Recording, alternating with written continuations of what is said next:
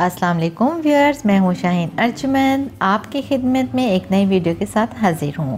इस वीडियो में मैं आपको बताऊंगी यूरिक एसिड क्या होता है, ये क्यों होता है, इसके अलामात क्या हैं और इस मर्ज़ के लाहक होने के बाद हमें क्या परहेज़ करना चाहिए और हम किन घरेलू चीज़ों को इस्तेमाल करते हुए इस चीज़ यानी इस मर्ज़ पर काबू पा सकते हैं।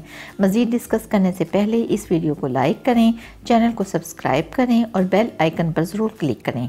इंसानी जिस्म के खून में तेज़ाबियत का बढ़ जाना यूरिक एसिड कहलाता है।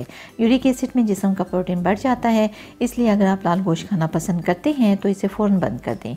इसके बरक्स आप मछली का गोश्त खा सकते हैं। शराब का ज़्यादा इस्तेमाल या पैराथायरॉयड की ख़राबी की वजह से यूरिक एसिड जिस्म के मुख्तलिफ हिस्सों में जमा होना शुरू हो जाता है। इसकी वजह से अमूमन ये अलामात देखने में आती हैं, मसलन जोड़ों का दर्द, पाँव के अंगूठों में शदीद दर्द और सूजन, ब्लड प्रेशर का बढ़ जाना और दिल की बीमारियां वगैरह। इस मर्ज़ की अलामत ज़ाहिर होने के बाद हमें कोशिश करनी चाहिए कि खाने पीने की चीज़ों में एहतियात और परहेज़ से काम लें। बदपरहेज़ी और बेहतियाती की सूरत में ये मर्ज़ शिद्दत अख्तियार कर जाता है।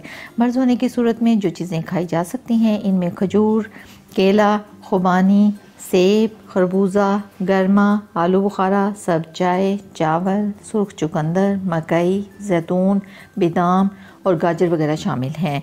और जो अशिया कम मिक़दार में खा सकते हैं इनमें दालें, दुम्बा का गोश्त, चिकन, खशखाश, मटर और लोबिया वगैरह।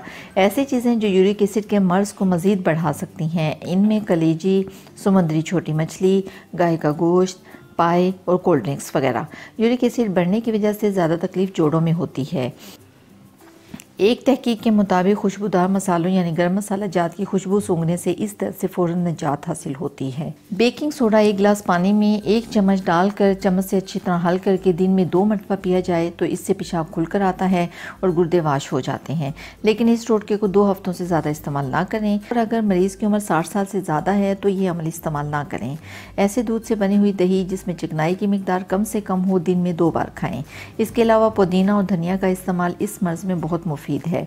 बेकरी और मैदा से बनी हुई चीज़ें हरगिज़ इस्तेमाल ना करें, ये ब्लड में यूरिक एसिड के लेवल को बढ़ाने की वजह बनती हैं।